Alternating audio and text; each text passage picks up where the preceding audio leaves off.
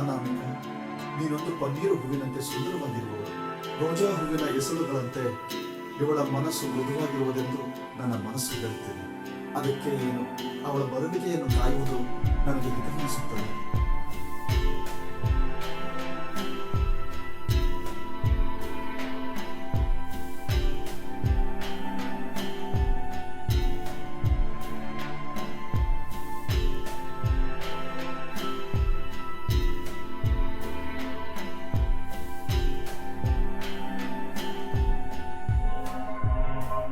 ನನ್ನನ್ನು ಸ್ವಲ್ಪ ಗಮನಿಸ್ಕೋ. ನಾನು ಎಷ್ಟು ದಿನದಿಂದ ನಿನ್ನ ಹಿಂದೆನೆ ಸುತ್ತಾ ಇದ್ದೀನಿ. ನಾನ್ ನಿಮ್ಗೆ ಎಷ್ಟು ಸಲ ಹೇಳಿದ್ದೀನಿ, ನನಗೆ ಅಂತಾನೆ ಒಬ್ರು ಇದ್ದಾರೆ. ದಯವಿಟ್ಟು ನಂಗೆ ತೊಂದರೆ ಕೊಡ್ಬೇಡಿ. ಓಕೆ, ಅದನ್ನ ನಂಬ್ತೀನಿ. ಆದ್ರೆ 1 ಗಂಟೆ ನನ್ನ ಜೊತೆ ಒಂಟಿಯಾಗಿ ಕಾಲ ಕಳಿಬಹುದಲ್ಲ? ಅಯ್ಯೋ! ಹೋಗೆ.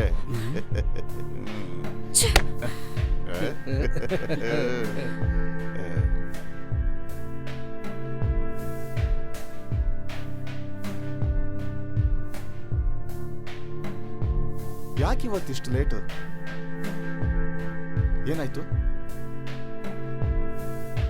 ಆ ರಾಜೇಶ್ ಕೊಡ್ತಿರೋ ಕಾಟ ತಡ್ಕೊಳ್ಳೋದಕ್ಕಾಗ್ತಾ ಇಲ್ಲ. ಅವ್ನು ನನ್ನ ಹತ್ರ ತುಂಬಾನೇ ಅಸಹ್ಯವಾಗಿ ಮಾತಾಡ್ತಾ ಇದ್ದಾನೆ.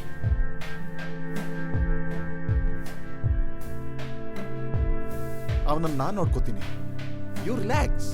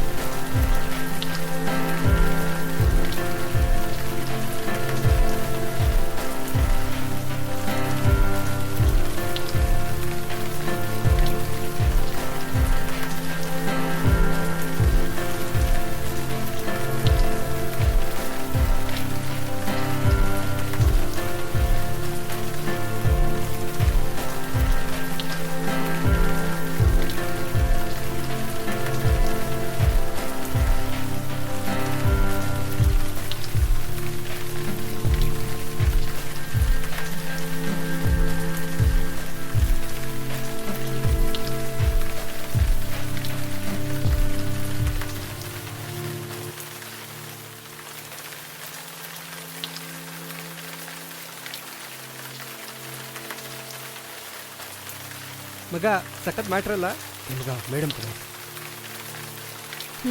ಗೊತ್ತಾಯ್ತು. ಇದನ್ನೆಲ್ಲ ಇಲ್ಲಿ ಇಟ್ಕೊಳ್ಬೇಡಿ, ಎಲ್ಲಾದ್ರೂ ಹೊರಗಡೆ ಇಟ್ಕೊಳ್ಳಿ. ಹೋಗಿ ಕೆಲಸ ನೋಡಿ. ಏ ಮಗ ಪಾರ.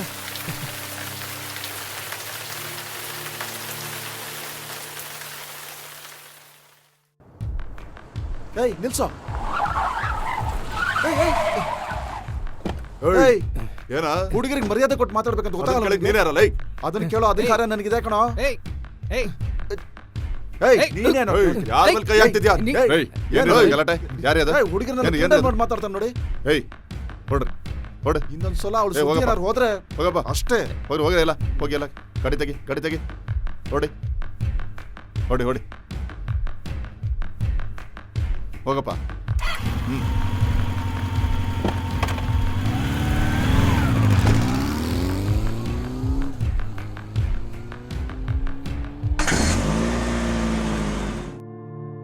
Sir key sir.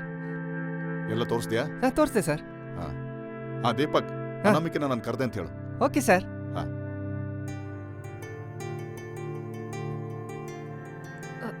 ಸರ್, ಹಾ, 1-2 ದಿವಸ ನಾನು ಊರಲ್ಲಿ ಇರಲ್ಲ. ಸರಿ ಸರ್. ಮುಖ್ಯವಾದ ಮೀಟಿಂಗ್ಗೋಸ್ಕರ ಬೇರೆ ಊರಿಗೆ ಹೋಗ್ತಾ ಇದ್ದೀನಿ. ಅದರಿಂದ ಇಲ್ಲೆಲ್ಲ ನೀನೇ ನೋಡ್ಕೋಬೇಕು. Okay sir. ಸರಿ ಹೊರಡು.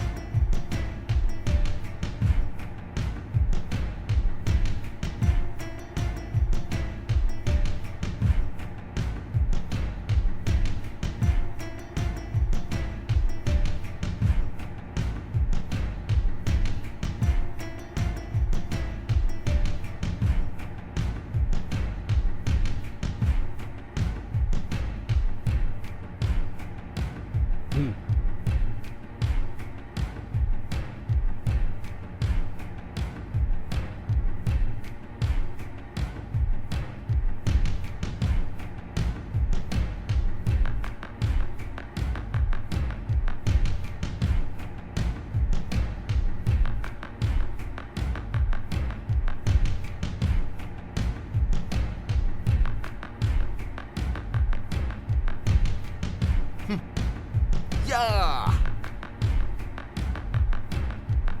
ಯಸ್ ನಿನಗೊಂದು ದಾರಿ ಕಾಣಿಸ್ದೆ ನಾನು ಬಿಡಲ್ಲ ಕಣೆ. ಮೇಡಮ್ ಸೂಪರ್ ಆಗಿದ್ದಾರಲ್ಲ, ಸಕ್ಕತ್ತಾಗಿದ್ದಾರೆ ಕಣೋ. ಇಲ್ಲೇನ್ ಮಾಡ್ತಿದ್ದೀರಾ? ಸರ್ ಅದು ಬಂದು ಇಲ್ಲಿ ಅನಾಮಿಕಾ ಮೇಡಮ್ ನೆಟ್ಟಲ್ಲಿದ್ದಾರೆ ಸರ್. ನಡಿ ನಡಿ ನಡಿ.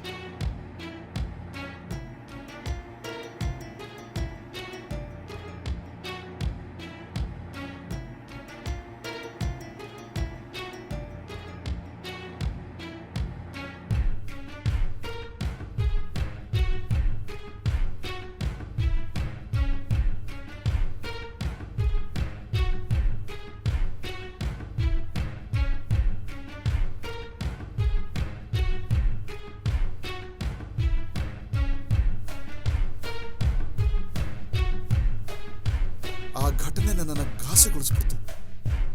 ಇದಕ್ಕೆಲ್ಲ ಕಾರಣ ನನ್ನೊಳಗಿದ್ದ ಗಂಡಸ್ತನದ ಅಹಂಕಾರನೇ ಅಂತ ನನಗೆ ಅರ್ಥನೇ ಆಗಲಿಲ್ಲ.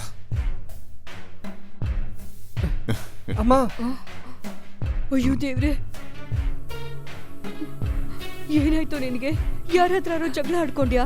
ಇಂಥವಳೊಬ್ಳು ಮನೇಲಿದ್ರೆ ಊರ್ ಜನರ ಹತ್ರ ಹೊದಿಸ್ಕೊಳ್ದೆ ಇನ್ನೇನಾಗತ್ತೆ? ಏನೇ ಇದು? ಏನ್ ಮಾಡ್ಕೊಂಡೆ ಅಂತ ಹೇಳು. ಇವಳು ಬಟ್ಟೆ ಇಲ್ದೆ ನಿಂತಿರೋ ಫೋಟೋ ನೆಟ್ಟಲ್ಲಿ ಬಂದಿದೆ ಅಮ್ಮ. ಅಯ್ಯೋ ಮಹದೇಶ್ವರ, ನಾನು ಯಾಕಾದ್ರೂ ಬದುಕಿದ್ದೀನಿ? ಯಾಕೆ? ಇದ್ರ ಬದಲು ನಮ್ಗೆಲ್ಲ ಒಂದ್ ತೊಟ್ಟು ವಿಷ ಕೊಟ್ಟು ಸಾಯಿಸ್ಬಿಡು. ಅಮ್ಮ, ನೀವು ಇದನ್ನೆಲ್ಲ ನಂಬ್ತಾ ಇದ್ದೀರಾ? ಆ ಫೋಟೋಲಿರೋದು ನಾನಲ್ಲ. ಅಣ್ಣ, ನಾನು ಆ ಥರ ಮಾಡಿರ್ತೀನಿ ಅಂತ ನೀನು ನಂಬ್ತ್ಯಾ? ನಾನೇ ನೋಡಿದ್ನಲ್ಲ, ಅದು ನೀನೇ. ಮರ್ಯಾದೆಯಿಂದ ಮನೆ ಬಿಟ್ಟು ಹೋಗು.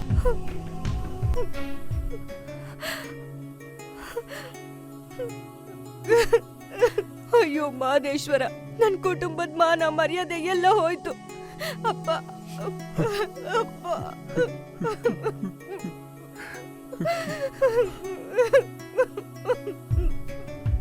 ನಿನ್ ಬಗ್ಗೆ ನನಗೆ ಗೊತ್ತಮ್ಮ, ನೀ ಆ ಥರ ಎಲ್ಲ ಮಾಡೋದಿಲ್ಲ.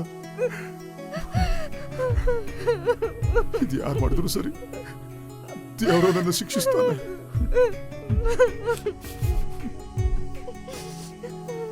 ಆದ್ರೆ ನಿನ್ನ ಮುಂದಿನ ಭವಿಷ್ಯದ ಬಗ್ಗೆ ಯೋಚನೆ ಆಗ್ತಿದೆ.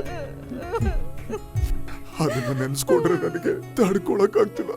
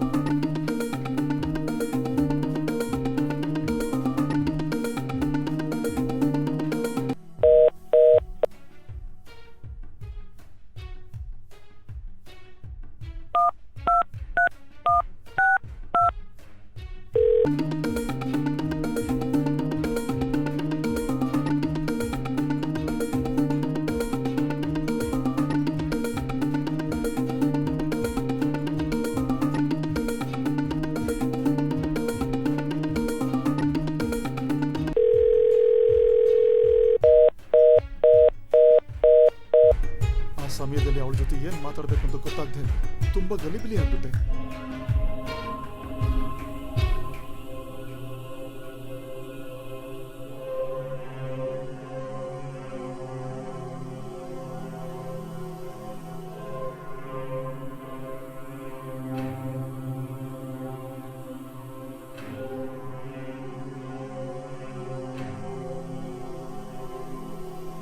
ಆಮೇಲೆ ನಾನೊಂದು 50 ಸಲ ನೋಡ್ಬಿಟ್ಟೆ.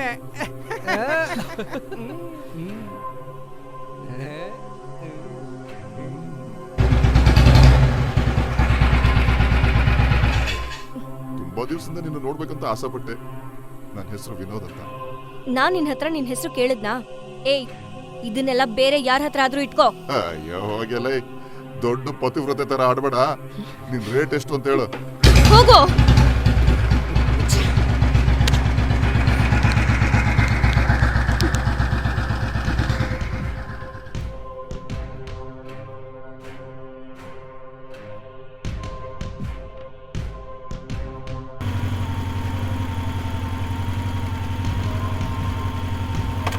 ಏ ಏ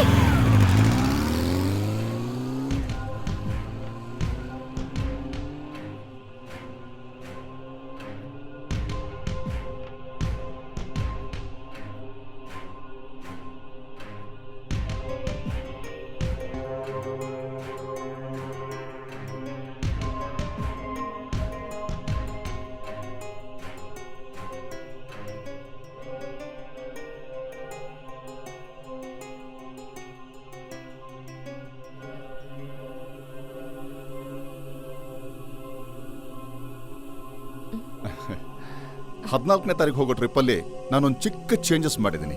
ಏನ್ ಸರ್ ಅದು? ನಾವಿಬ್ರು ಒಟ್ಟಿಗೆ ಹೋಗೋಣ, ಒಂದು 2 ದಿನದ ಮಟ್ಟಿಗೆ ಅಷ್ಟೇ. ನಿನಗೆ ಏನು ಬೇಕಾದ್ರೂ ಕೊಡ್ತೀನಿ. ಓಕೆ, ಬರ್ಲಾ?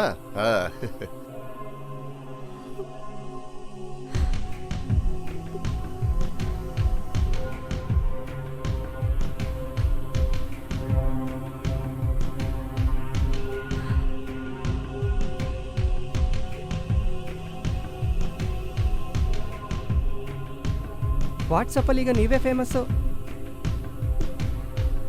ಸುಮ್ಮನೆ ಹೇಳ್ಬಾರ್ದು ಕಣೋ, ವಾಟ್ಸಪ್ಪಲ್ಲಿ ಇವಾಗ ಇವರೇ ಫೇಮಸ್ಸು. ನಾವೆಲ್ಲ ಈಗ ಫ್ರೀಯಾಗೇ ಇದ್ದೀವಿ.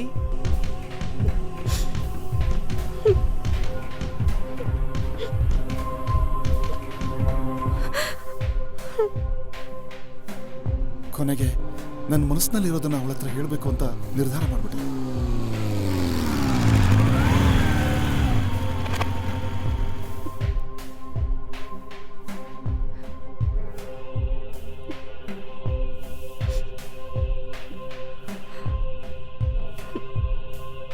ನೀನು ತಪ್ಪು ಮಾಡಿರ್ಬೋದು ಅಥವಾ ಸುಳ್ಳಾಗಿರ್ಬೋದು, ಆದರೆ ನಿನ್ನ ಮದುವೆ ಮಾಡಿಕೊಂಡು ಈ ಸಮಾಜನ ಎದುರಿಸಿ ಸಂಸಾರ ನಡೆಸೋದಕ್ಕೆ ನನ್ನಿಂದ ಸಾಧ್ಯ ಆಗ್ತಿಲ್ಲ.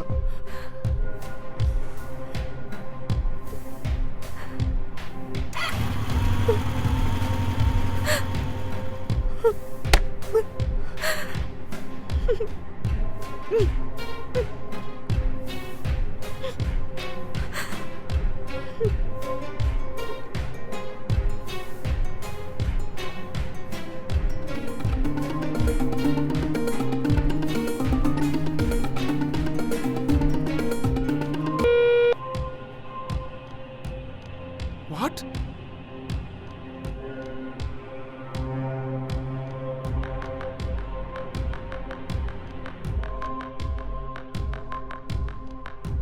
ನನ್ನ ಹೆಸರು ಅನಾಮಿಕಾ.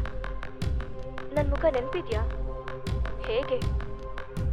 ನನ್ನ ಮುಖನ್ ಬಿಟ್ಟು ನನ್ನ ದೇಹನ ನೀವೆಲ್ಲರೂ ನೆನ್ಪಿಟ್ಕೊಂಡು ನೋಡ್ತಾ ಇದ್ರಲ್ಲ, ಅದು ತಾನೇ ನಿಮಗೆ ನೆನಪು ಬರೋದು. ಮೊದಲು ನಿಮ್ಮ ಹತ್ರ ಒಂದು ವಿಷಯನ ಹೇಳ್ತೀನಿ. ಇವಾಗ ಇದನ್ನ ನೋಡ್ತಾ ಇರೋ ನಿಮ್ಗೆಲ್ರ ಬಗ್ಗೆನೂ ನನಗೆ ತುಂಬ ಕೀಳಾಗಿ ಅನ್ನಿಸ್ತಾ ಇದೆ. ಟೆಕ್ನಾಲಜಿ ಇಷ್ಟು ಮುಂದುವರೆದಿರೋ ಈ ಜನ್ರೇಷನಲ್ಲಿ ನೆಟ್ಟಲ್ಲಿ ನೀವು ನೋಡೋ ಹೆಣ್ಮಕ್ಳ ದೇಹಗಳು ಮೇಲಿರೋ ಮುಖಕ್ಕೂ ಅವ್ರ ದೇಹಕ್ಕೂ ಸಂಬಂಧನೇ ಇರಲ್ಲ ಅಂತ ನಿಮಗೆ ಯಾಕೆ ಗೊತ್ತಾಗ್ತಾ ಇಲ್ಲ? ಇಷ್ಟು ಸಾಧಾರಣವಾದ ವಿಷಯನ ನೀವು ಅರ್ಥ ಮಾಡ್ಕೊಳ್ದೆ ಅಂತ ಹೆಣ್ಮಕ್ಳ ಜೊತೆ ಎಷ್ಟು ಕೆಟ್ಟದಾಗಿ ನಡ್ಕೋತಾ ಇದ್ದೀರಾ. ನಿಮ್ಮಂತ ಗಂಡಸರು ಒಂದ್ ವೇಳೆ ನಿಮ್ಮ ಮಗಳ್ದೋ ನಿಮ್ಮ ತಂಗಿದೋ ದೇಹನ ನೋಡೋಕ್ ಆಸೆ ಪಡಲ್ಲ ಅಂತ ಏನ್ ಗ್ಯಾರಂಟಿ? ಹೆಣ್ಣನ್ನ ತಾಯಿ ಅಂತೀರಾ, ಶಕ್ತಿ ಅಂತೀರಾ, ದೇವ್ರು ಅಂತೀರಾ. ಆದ್ರೆ ಇಷ್ಟೆಲ್ಲ ಹೊಗಳೋ ನೀವು ಒಂದು ಸಣ್ಣ ಚಾನ್ಸ್ ಸಿಕ್ಕಿದ ತಕ್ಷಣ ಅವಳ ಬಾಳನ್ನ ಹಾಳು ಮಾಡೋದಕ್ಕೆ, ಅವಳಿಗೆ ಮಾನಸಿಕವಾಗಿ ಟಾರ್ಚರ್ ಕೊಡೋವರೆಗೂ ನಿಮಗ್ ಸಮಾಧಾನನೇ ಇರಲ್ಲ ಅಲ್ವಾ? ನೀವೆಲ್ಲ ನಿಮ್ಮ ಅಪ್ಪನಿಗೆ ಹುಟ್ಟದವ್ರಾ? ಹೆಣ್ಣನ್ನ ಅರ್ಥ ಮಾಡ್ಕೊಳ್ಳೋದಕ್ಕೂ ನಂಬೋದಕ್ಕೂ ಯಾಕೆ ಈ ಗಂಡ ಸಮಾಜಕ್ಕೆ ಅರ್ಥನೇ ಆಗ್ತಿಲ್ಲ? ಸರಿ, ಈಗ ನೋಡ್ಕೊಳ್ಳಿ ನನ್ನ ನಿಜವಾದ ದೇಹನ. ಮಹಾಭಾರತದಲ್ಲಿ ಕೌರವರಿಗೆ ನಂಬಿಕೆ ಬರೋದಕ್ಕೋಸ್ಕರ ಮಹಾವಿಷ್ಣು ಅವನ ನಿಜ ಸ್ವರೂಪನ ತೋರಿಸ್ಬೇಕಾದ ಪರಿಸ್ಥಿತಿ ಬಂತು. ಅದೇ ರೀತಿ ಸತಿ ಸಾವಿತ್ರಿ ಹುಟ್ಟಿರೋ ಈ ಮಣ್ಣಿನಲ್ಲಿ ಅದೇ ಪರಿಸ್ಥಿತಿ ಬಂದಿದೆ.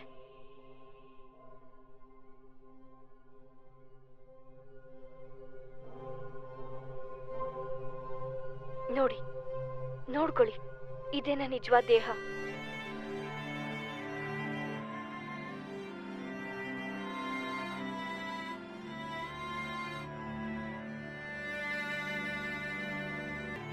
ಇವಾಗ ಹೇಳಿ, ಇದೇ ದೇಹನೇನ ಇಷ್ಟು ದಿನ ನೀವು ನೆಟ್ನಲ್ಲಿ ನೋಡಿದ್ದು, ಆನಂದಿಸಿದ್ದು?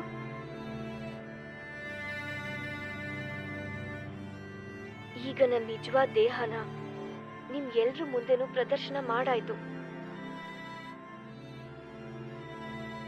ಇನ್ ಮುಂದೆ ಈ ವಿಷಯ ಇಟ್ಕೊಂಡು ನನ್ನ ಹೆದರ್ಸೋದಕ್ಕೆ ಧೈರ್ಯ ಇರೋ ಯಾವ್ದೇ ಗಂಡಸರಿದ್ರು ನನ್ ಮುಂದೆ ಬನ್ರೋ.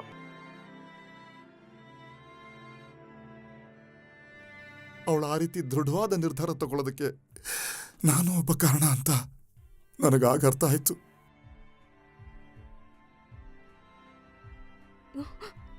ಅಯ್ಯೋ ನಿಂತ್ಕೊಳ್ಳೆ, ಎಲ್ಲಿಗೆ ಹೋಗ್ತಿದ್ಯಾ? ಅವತ್ತೇನೋ ಕೋಪದಲ್ಲಿ ಒಂದು ಮಾತು ಹೇಳ್ಬಿಟ್ಟೆ. ಅಮ್ಮ, ನಿಮ್ ಥರ ಅಮ್ಮಂದ್ರೆಲ್ಲ ಮುಖ್ಯವಾದ ಒಂದ್ ವಿಷಯನ ಯಾವಾಗ್ಲೂ ಮರ್ತು ಬಿಡ್ತೀರಾ.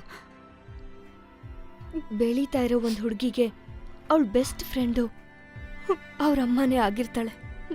ಅವಳ ಎಲ್ಲ ಸಮಸ್ಯೆಗಳನ್ನು ಮೊದಲು ತಿಳ್ಕೊಬೇಕಾಗಿರೋದು, ಅರ್ಥ ಮಾಡ್ಕೋಬೇಕಾಗಿರೋದು ಅವ್ರ ಅಮ್ಮನೇ. ಅದು ಸರಿಯಾದ ಸಮಯದಲ್ಲಿ ಸಿಗದೆ ಇರೋದ್ರಿಂದಾನೇ ಕೆಲವು ಜನರು ಮಾಡೋ ಕುತಂತ್ರದಲ್ಲಿ ಗೊತ್ತಿಲ್ಲದೆ ಸಿಕ್ಕಾಕೊಂಡು ಮನೆಗೆ ಮತ್ತೆ ವಾಪಸ್ ಬರೋದಕ್ಕೂ ಯೋಚಿಸ್ತಾರೆ. ಅಪ್ಪ,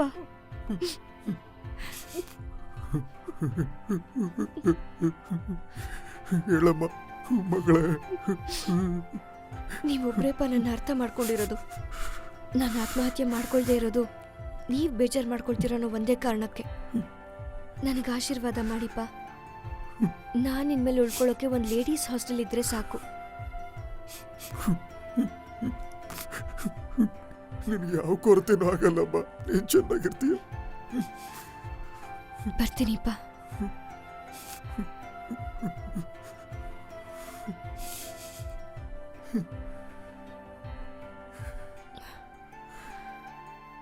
ನನ್ನನ್ನು ಕ್ಷಮಿಸು. ಊರಿನವ್ರನ್ನ ನೆನೆಸ್ಕೊಂಡು ನಾನು ಅವತ್ತು ಹಾಗೆಲ್ಲ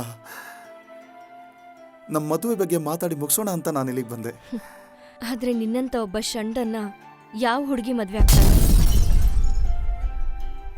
ಆಪತ್ತಿನ ಸಮಯದಲ್ಲಿ ಯಾವಾಗ್ಲೂ ಜೊತೆಗಿರೋ ಗಂಡಸನ್ನೇ ಎಂಥ ಹುಡುಗಿನೂ ಇಷ್ಟಪಡೋದು. ಬರ್ತೀನಿಪ್ಪ.